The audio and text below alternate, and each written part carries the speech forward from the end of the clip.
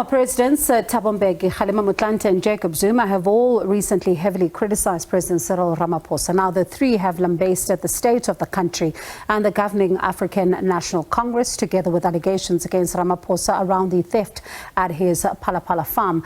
President Ramaphosa's spokesperson Vincent Magwenya says the former presidents are shouting from the rooftops and it is not very helpful. Let's be honest and be frank, what some of them said is not worth reflecting on, if we're being frank. A weekend of political missiles directed at the under-fire South African and ANC President Cyril Ramaphosa. The former heads of state and ANC presidents, along with the former ANC Deputy President Motlanthe, decried the battering of the ANC image due to the sustained allegations relating to the millions of dollars allegedly stolen at the president's farm. Mbeki says the ANC cannot ignore the independent parliamentary inquiry into the revelations of the Phala Phala incident and the political ramifications it could have for the ANC and the president. But I'm saying you put out a notion like that, coming from this team of senior lawyers, all of them are lawyers, and they say we've looked at what we have, what we can, and it seems to us there's a case to answer. The leadership of the ANC cannot avoid meeting to discuss the question. In the light of that, what do we do? Do we say to the president he must step aside? Or do we say no?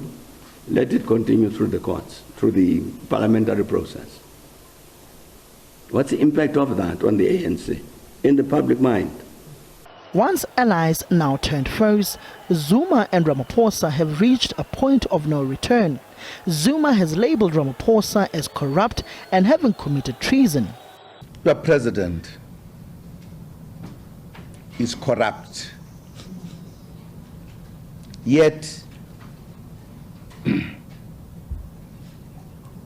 the busybodies and self-appointed anti-corruption crusaders and NGOs are dead silent. Your president has committed treason. Politically in the ANC, the party's three biggest provinces, KZN, Limpopo and the Eastern Cape, have defended Ramaphosa. These provinces have labelled the former president's conduct as destructive and devoid of the culture of the ANC. These challenges are not new. They are not for this current leadership, including the current president. Challenges that ANC has been inheriting over years. So we should take collective responsibility to a certain extent and see how best are we finding panacea to address sort of these problems. So I don't think that is going the correct way. What we have just observed over the last 24 hours is very unfortunate, actually destructive, really bordering onto something that we should not really witness as the younger generation of the ANC. President Ramaphosa's spokesperson Vincent Magwenya has cautioned the former presidents not to shout at the incumbent from rooftops, but rather to approach him directly. When criticism is shouted from different quarters in public, it doesn't have much of an impact. What will have an impact and be helpful is for them to use their influence and their access to him to say, you know, colleague, comrade, we think you are erring on this side, or we think you should be approaching matters this way. But to stand in rooftops and shout at him is not really constructive. He remains hard at work. He remains very much focused. He's not going to be distracted by criticism. He understands that in his role, criticism is par for course, so that's not going to make him lose sleep at night. Other issues will be dealt as we go. Ramaphosa faces political turbulence ahead of the ANC's 55th National Conference in December, where he is seeking re-election as party president. He is yet to respond to his predecessor's criticism. The National Working Committee is meeting, which may deliberate on the matters raised by the former presidents. Kgalema, SABC News, Johannesburg. Let's stay with us now and speak to ANC Presidency Spokesperson Sibongile Besani. Thank you so much for your time this evening. I'm sure, obviously, you've heard the litany of remarks that were made at the weekend. Some of them, treason, corrupt, and all of that. What has been the reaction? The starting point is, let me say good evening and thanks for having me. The starting point is that it is disingenuous for anyone to say, even including former President Jacob Zuma, to say President Ramaphosa is corrupt. When he became deputy president, his business interests were known, and he declared, and the modeling of that declaration was well made public. Therefore, to come and say now he's got interest, therefore he is corrupt, is disingenuous. And this is, secondly, that kind of being disingenuous is also reflecting the fact that he has a problem with what he calls his friend, Judge Raymond Zondo. When the name of Raymond Zondo was submitted for him to head the commission, he never even declared that this is my friend and so on. But when he had to report or to sort of submit his evidence to the commission, he started having issues. So this is this kind of inconsistency that we feel that borders on being disingenuous. But it is important to state a principle that the ANC presidency is not averse, has no difficulty with being criticized. In fact, it learns from criticism that comes from any quarters, especially the criticism that is constructive. So, are you saying, though, that criticism is unwarranted over the fact that the president should not even have been involved in the game farm to begin with? Because, you know, I'm sure you even heard EFF leader Julius Malema saying that he's a part-time president, because who runs the country when he is going to be at his game farm to sell the animal? Now, let's leave the exaggerations from opposition parties. They do what they want to do. We know for a fact that President Cyril Ramaphosa is well ahead of doing his work. He's not sleeping on the job.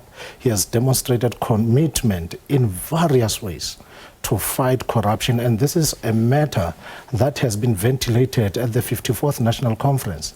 And some of these, the process to implement the conference resolutions is underway, and part of it is to make sure that we fight corruption as the African National Congress. So talking about fighting corruption, though, when you listen to a conversation that a colleague of mine, Motlanthe, had with one of your veterans, Mavuso Msimang, he talks about the bar being very low when it comes to the leadership in the ANC. He says that when you get people who are implicated in serious issues wanting to run for presidency, and that the party is facing a crisis of existence because of poor leadership. So he is also saying that there's something wrong here. Look, it's not a new discovery that the ANC has got challenges. But is the bar low? Look, when it comes to if you have challenges, obviously you are not functioning at a level that you expect yourself to function at. That's why we had a diagnostic report that demonstrates various weaknesses of the organization. So we are not sensitive to that matter, that there are challenges of the ANC. The ANC has grown bigger, and it is not a new discovery that even some of the people that have joined the ANC really are people who don't share the vision of the ANC. And that is why, in terms of what we are doing organizationally, we're making sure that we find a way of ensuring that people who join the ANC, they are properly socialized through political education. But why do you think that is though? Because it's not the first time, as you say, that we keep on hearing the quality and the caliber of, the member that you now have today. Why do you think, though, that you continue to attract those that do not share the same values as you? Is it because ground is fertile for, some of what we've seen play out in public? That's part of the reason. Let me share just a little bit. I hope I can do it quickly. Yes. The ANC took a resolution in 1942 that it must have 1 million members. And it is only 10 years later that it registered 100,000 members in 1952 after the Defiance campaign. And that growth of membership during the Defiance campaign is a growth of membership inspired by a program of action. Now the ANC is in government. And when the ANC is in government, there's all sorts of interest into it. And obviously, all these kind of gaps will be there. But the fact that the ANC is working on it, therefore, it cannot be the area of emphasis that the bar is low. What should be the area of emphasis is that what is it that the ANC is doing to ensure that in government it has quality people, and to ensure that even it attracts people who share the best interests of the South African masses. And that is what we are about. So you talk about, of course, that we cannot still be on that particular issue, but ultimately you listen to the former president's, former President Thabo Mbeki, who talks about the Phala Phala issue and says that what happens if it turns out that after this, the process, some of the processes wrap up, that it turns out that he has a case to answer. You listen to what former President Jacob Zuma says and talks about how, the handling of this Phala Phala saga is also in and itself in question. There's been, even in Parliament, MPs themselves who are crying about how the president has handled this particular matter. So whether or not the president may say that he's serious about fighting corruption, I don't think, though, he's standing from a very strong point now, given the fact that South Africans say he wasn't transparent when it comes to this issue. One of the things that we need to correct from what President Mbeki suggested, that the notion that the ANC is avoiding the debate, it is incorrect, because we know for a fact that this is a matter that has been deliberated quite extensively. And part of the processes that we have adopted as the ANC is that whenever anybody is accused of any wrongdoing, of any malfeasance, there's a process that the ANC has adopted. And the ANC has stood truth to that particular matter. The issue of Phala Phala has been ventilated publicly and otherwise. And because we're a country of the Constitution, the country of laws, the president of the ANC, who's also the state president, Comrade Cyril Ramaphosa, has actually committed and submitted himself to all investigations that are underway. At no stage has he questioned them. At no stage has he actually tampered with the process. And we think South Africans must take take solace from that kind of conduct where a president subjects himself to the processes. So should it be found that there's a case to answer here, is he willing to step aside? The president has stated on various occasions that he will abide by the rules, the laws of the country. And in the context of that submission and articulation from President Cyril Ramaphosa, there is no way that President Ramaphosa would not submit himself to the laws of this country. So when we look at his address yesterday, there are some that saying, Natasha Piri, my colleague here, spoke to various opposition parties. They say that his address yesterday to give the nation an update on matters relating to state capture is a deflection from what the former presidents said to him at the weekend, and they say that he should have tackled that head on first before even coming to address the nation on this matter. Even others saying that they doubt that there'll be implementation of anything that he announced yesterday. Was it a deflection? It can't be a deflection. Actually, the president was given up until the 22nd, and he did submit that long before there was a strategic dialogue group platform where President Mbeki actually made his inputs. And one of the things that we need to say, in as much as we are not averse to criticism, there is nothing wrong when South Africans meet and discuss, reflect on the state of the organization, the state of the nation. We have encouraged as the ANC, especially since 2016, that there should be an arena or platform for self-introspection. It is in that context that we understand these debates, especially what President Mbeki said and what even Comrade Kgalema said in his foundation. So when that process of self-introspection takes place, we embrace that, but it does not mean the fact that we don't have a problem with criticism, it does not mean we agree with everything that they say. So our differences with them is not based on the fact that we don't want criticism. Can the ANC, in its current state, still afford to be talking? You're inching closer towards 2024. Your voters, some of them you saw in the local government elections, of course, as there have been reflections afterwards, really staying away, and some voicing their dissatisfaction and concerns. Can the ANC still continue to talk about this renewal process? Can the ANC still continue to afford to talk about these debates, or is it time for action? It is time for action. And we have demonstrated that we are not just talking, analyzing, reflecting. If you look at what we did in the context of renewal, if you look at how internally, what we did in terms of how we have improved the process of electing mayors or selecting mayors.